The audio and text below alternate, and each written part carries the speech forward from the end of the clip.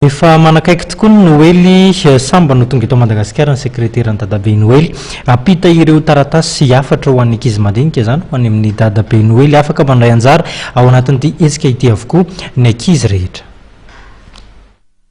Ity sekreterany dadabe Noely ity dia efa nisy 50 taona lasa zay tany ampitan-dranomasina tany Eropa tany Frantsa dia efa nisy io fa sambany eto Madagasikara naniraka anay dadabe Noely hanokatra birao an'ny sekreterany dadabe Noely eto Madagasikara dia ny ataonay zany manokatra mandefa ny taratasin'ny izay rehetra voaray avy any amin'ny ankizy mankany amin'ny dadabe Noely Wasiutsika sary mihitsy hoe niainga iny fa niainga ny gony misy ny taratasina alefa ny ankizy rehetrarehetra makany mitendry ny avaratra indrindra ny Pôle Nord fonena ny dadabe Noely tsotra le izy rakizy teneny dada sy neny araka aminareo makany amin'ny postra dia mividy le tokotelo 500 ariary ny saran'io tokotelo io dia ambony tokotelo io nareo manoratra izay afatra tianareo izay etaponareo izay fanirianareo ho an'ny dadabe Noely dia atovy misy haingony tsara tarehy asio sary miloko tsy voatery asiana sary koa nefa raha tsy mahay sary fa atovy mazava tsara fotsiny avatra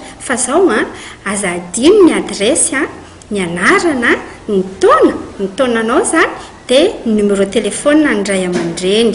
tia ny adresy ny dadabe Noely zany rakizy mandraisa tsoratra Père Noël 1 chemin rue des Nuages Pôle Nord izay hitanareo eo ambany ihany araka ny voalazako teo izay mihitsy ny asan'ny sekretera ny dadabe Noely mandefa aloha le angoninay daholo ny taratasy rehetra izay alefa ny ankizy rehetra tsy ferana aloha ny taona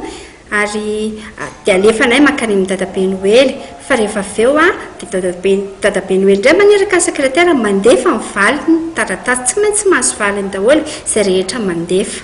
asadindro ankizy manaraka ny fandaharantsika resaka momba ny sekretera ny dadabe Noely alohan'ny vaovao amin'ny valolatsaka folo eto amin'ny fahitalavitry ny TV ary amin'ny maraina amin'ny fandaharana miranandro dia mirary Noely sambatra ho an'ny ankizy kely rehetra